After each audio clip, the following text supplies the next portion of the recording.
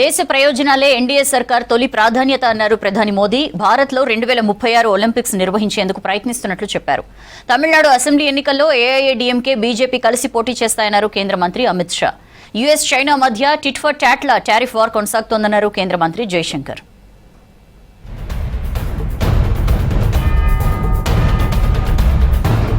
దేశ సంక్షేమమే లక్ష్యంగా బీజేపీ పనిచేస్తోందన్నారు ప్రధాని నరేంద్ర మోదీ. విపక్షాలు మాత్రం కుటుంబ ప్రయోజనాల కోసం రాజకీయాలు చేస్తున్నాయని విమర్శించారు. ఉత్తరప్రదేశ్లోని కాశీలో పర్యటించిన ప్రధాని 3884 కోట్ల విలువైన అభివృద్ధి పనులకు శంకుస్థాపన చేశారు. కాశీలో 2036 ఒలింపిక్స్ నిర్వహించేందుకు ప్రయత్నం చేస్తున్నట్టు చెప్పారు.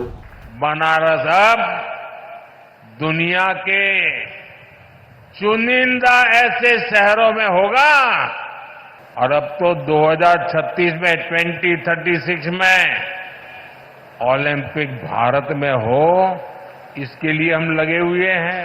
लेकिन ओलंपिक में मेडल चमकाने के लिए मेरे काशी के नौजवानों आपको अभी से लगना पड़ेगा. ఎంతో మంది ఋషులు సాధువులకు భారత్ మాతృభూమి అన్నారు ప్రధాని మోదీ. భారతీయ సమాజం కష్టాల్లో ఉన్న ప్రతిసారి ఋషులు జ్ఞానులు దిశానిర్దేశం చేశారన్నారు. మధ్యప్రదేశ్లోని ఆనందపూర్ ధామ్ను సందర్శించిన ప్రధాని ఆలయంలో ప్రత్యేక పూజలు చేశారు. ప్రతి ఒక్కరూ సమాజ సేవ చేయాలన్నారు మోదీ. साथियों, जिस भूमि का कण कण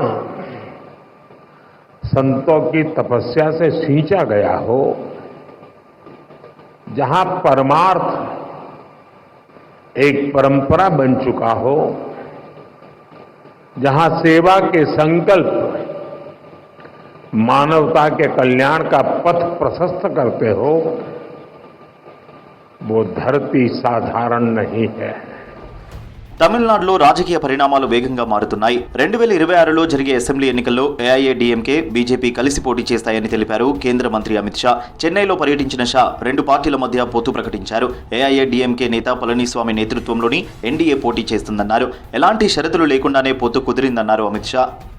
एआईडीएमके और भारतीय जनता पार्टी के नेताओं ने मिलकर तय किया है कि आने वाला तमिलनाडु विधानसभा चुनाव एआईडीएमके, भारतीय जनता पार्टी और सभी साथी दल मिलकर एनडीए के नाते लड़ेंगे. जी, हम साथ में सरकार बनाएंगे. हम चुनाव एड़ापाड़ी जी के नेतृत्व में लड़ेंगे. అమెరికా చైనా దేశాల మధ్య టారిఫ్ వార్ టిట్ ఫర్ టాట్లా కొనసాగుతోందన్నారు కేంద్ర మంత్రి జైశంకర్. న్యూఢిల్లీలో జరిగిన కార్నెగీ ఇండియా గ్లోబల్ టెక్నాలజీ సమ్మిట్లో పాల్గొన్నారు. వాణిజ్య యుద్ధంలో దేశ ప్రయోజనాలకే కేంద్ర ప్రాధాన్యత ఇస్తోందన్నారు Jaishankar. What we saw in many ways as the trade story has also been the tech story, and it's had its dramatic moments. DeepSeek was one. But I would argue that the changes impelled by China are as consequential as the shifts in the American position. In fact, one is to some extent influenced by the other. ఇటలీతో అన్ని రంగాల్లో కలిసి పనిచేయడానికి భారత్ సిద్ధంగా ఉందన్నారు కేంద్ర మంత్రి పీయూష్ గోయల్.